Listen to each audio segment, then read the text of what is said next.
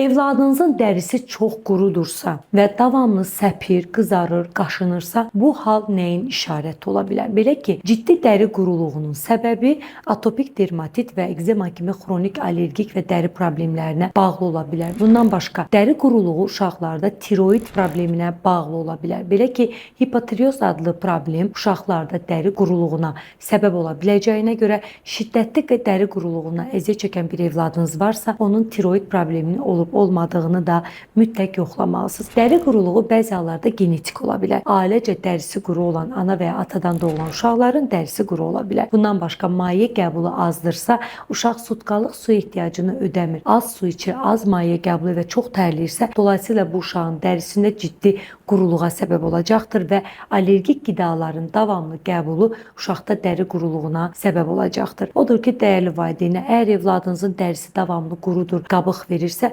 mütləq bu problemin altında yatan səbəb araşdırılmalı, allergiyadan şübhələnilirsə mütləq dəqiqləşdirilməlidir.